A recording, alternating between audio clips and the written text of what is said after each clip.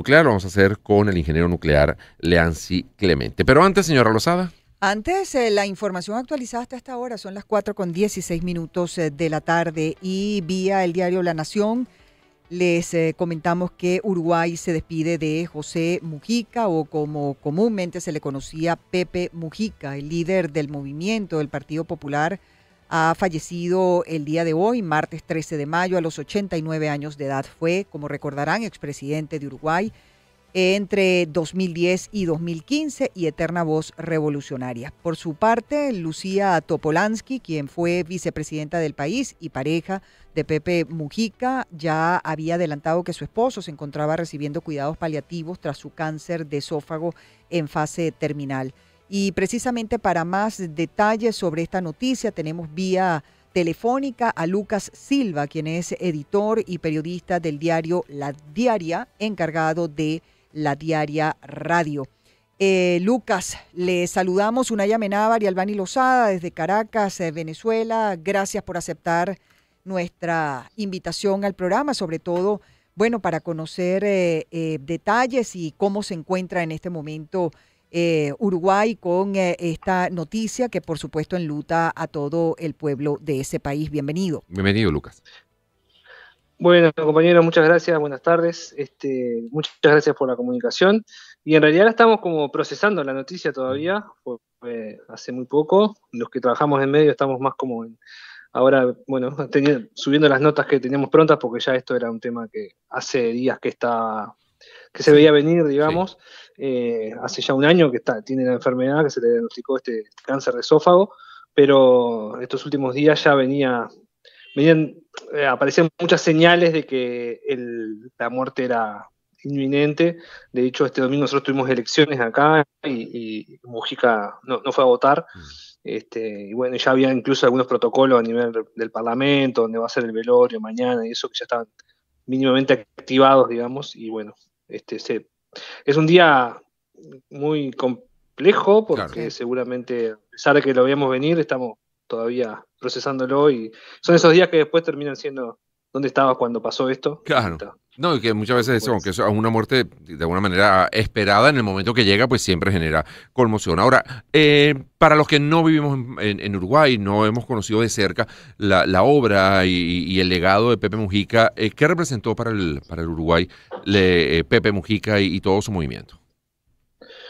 Bueno, yo te diría que el mayor legado tal vez es que, sin ánimo de equivocarme, es el uruguayo que más colocó a Uruguay en el mundo, digamos, ¿no? Que debe ser la figura que más hizo conocer al país por mérito propio y por sus reflexiones en el momento. Él es una persona de una década, es muy sesentista, setentoso, por decirlo de alguna manera, pero su etapa en la presidencia justo fue muy ya en plena globalización. Acuérdense que estuvo en años que ya fácilmente se colocó como una figura que vos vas a cualquier país del mundo y hablas, que decís que sos de Uruguay, y si no te salta un futbolista, te salta Mujica. Te diría que es el uruguayo más conocido a nivel global. Entonces hay una categoría de expresidentes que él integraba ese cuadro, y de esos expresidentes seguramente que tuvo más trascendencia internacional fue Mujica. Sí.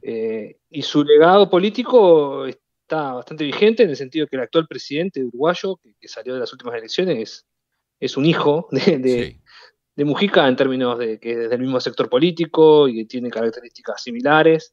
Su sector político dentro de la izquierda sigue siendo el mayoritario, y hay mucho, como él dice siempre, no decía antes de morir, ahora cuando es su último día, que quedó barra atrás de él, digamos, y yo creo que en ese sentido su influencia política se nota hasta ayer, hasta ahora, y veremos qué pasa ahora en adelante, pero todo indicaría que también es un tipo que de alguna manera trascendió a la izquierda, ¿no? Ya había generado, por esto mismo de la trascendencia a nivel global. Incluso los que nunca lo votarían, yo creo que de alguna manera lo respetaban, le tenían cariño por su forma Se le de recuerda ser como y un buen por su presidente, Lucas. Se le recuerda como un buen presidente. O sea, digamos, él dejó a Uruguay mejor que como la recibió. Bueno, eso siempre va a depender un poco de la mirada de cada uno. Claro. Yo creo que en términos de su legado, tal vez la gestión de gobierno, yo no diría que no lo pondría arriba de todo.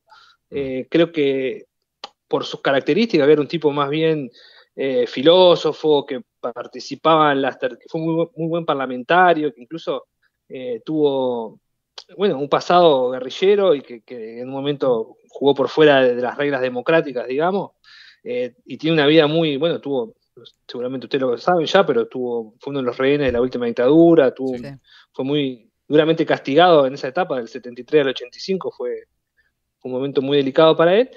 En su gobierno, por esa misma característica, no es si una gestión de gobierno se evalúa en términos tecnócratas, digamos, en términos de gestión de gobierno por números y estadística, él no tenía esa impronta, era justamente un político atípico en ese sentido, que tenía más, seguro que aportó más para la discusión pública que lo que puede haber sido en su gestión de gobierno, que fue ahí fue el segundo gobierno de izquierda, entre el primero de Tabaré Vázquez y el segundo de Tabaré Vázquez, y si no te diría que la gestión sea como el principal hito de lo que va a ser su legado. Se le recuerda siempre y cada vez que se habla de Pepe Mujica como un político audaz, pero que asombró al mundo como el presidente más pobre. De hecho, siempre se mantuvo con su vida sencilla, a pesar de su investidura como presidente, y que practicaba lo que profesaba. En ese sentido, lo percibieron de esa misma manera, suponemos también los propios uruguayos, ¿cierto? Sí, y de hecho hay otro legado ahí, también hablando ya de lo que va dejando, lo que va a dejar. Su sector político, por ejemplo, también un poco asumió esa impronta. Es un sector que la gente que asume cargos parlamentarios o de gobierno por parte de este sector delega buena parte de su sueldo. Te diría que la mayoría cobran un salario. También como que, más allá que él mismo un poco tomó eso y de hecho su sueldo como presidente lo destinó para viviendas populares y para planes sociales, y eso fue real, y uno podía ver efectivamente cómo vivía y no había trampa en eso, no era un eslogan publicitario. También, en una parte de la política uruguaya dejó sembrado eso, decir, si vas a dedicarte a esto, trata de vivir más o menos como la gente. Exacto. Justamente para que no se despierte ese sentimiento antipolítica que muchas veces hay. Sí, definitivamente.